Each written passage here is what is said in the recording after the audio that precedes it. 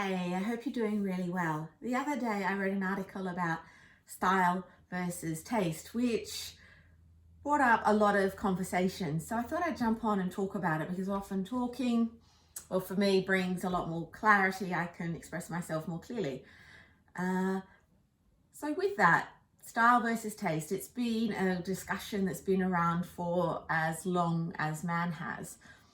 And it's something that we all have an opinion on, and it's something we all sort of really hold as a kind of judgment for ourselves and towards other people. So it can be a little bit judgy.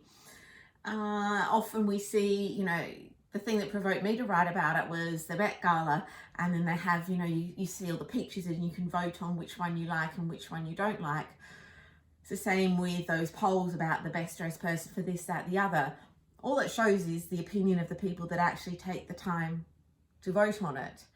And does it make us valid as humans? Well, the bottom line is no. What is interesting about it is it's the whole kind of way we're wired. We're wired for this external validation, and it starts through the social conditioning we go through as we grow up. We put something on, we do something right, we get the praise, so we think, oh, okay, I'll do it again and again and again. So it's how we work, it's how society works. Doesn't necessarily mean it's what makes us valid. Did you know that in our conversations with people, we're actually thinking about what they're thinking about what we're saying?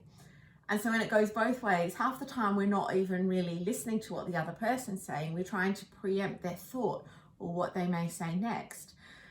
Imagine if we didn't do that. Be probably far more fluid conversation. We'd achieve so much more. Who knows? But back to style versus taste and how this applies to dressing. I don't know, you probably heard me say this before, but I'm an advocate. If there are no rules, if you like it, wear it. I think wearing things that you feel good in, you feel confident in, that's where you exude beauty, joy, radiance, all those things. It's quite interesting because I've been spending a lot of time, I have a pop-up in St. Christopher's Place, and when I spend time in the shop, especially now as we come into this whole wedding dress season, the stories people come in with, the things they say, and I remember years ago, because I started my career in retail on the shop floor, and it would often be around, because we sold predominantly hats, and hats are a really challenging thing because you wear them, they're on your face. It's a real focal point for us. We sort of look at, when we try something on, this is the main part we look at, and especially with a hat, there's no escaping it. And so when it came to especially things like the Melbourne Cup, the Adelaide Cup, the people would come in and they'd have already these preconceived ideas about themselves, the stories they would tell themselves. And being a lot younger, I kind of didn't get it as much. I'd be like, oh, you need to get over yourself a bit.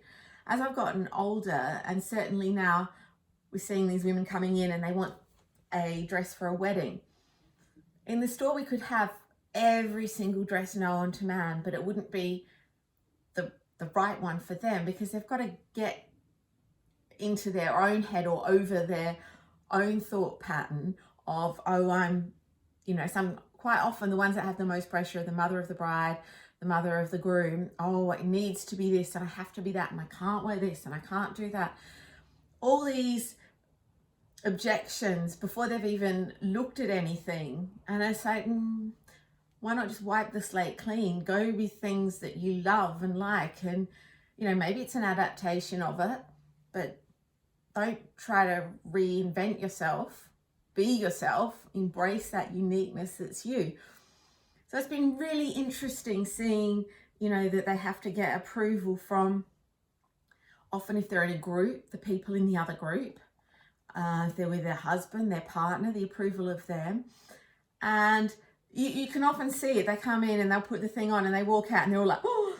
And then the person's like, and then suddenly this crestfallenness comes over them.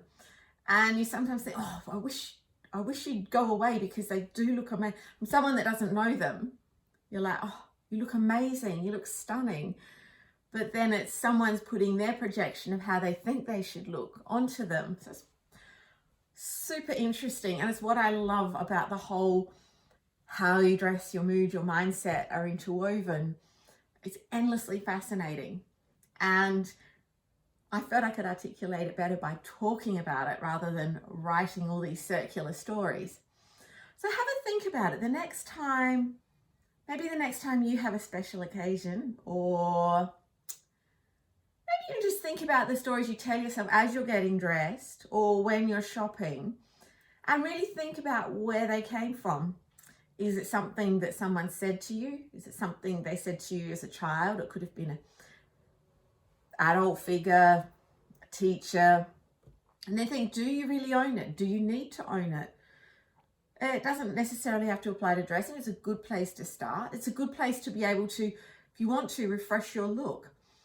And remember, style and taste, they're all subjective and they are all subject to change. You can change what you like. There's no rules, and that's the joy of it. The freedom of expression is that you can wear whatever you like and know that it can change and enjoy. That's what makes us human. That's what makes life interesting. I hope this helps. Have a beautiful day. Take care. Lots of love.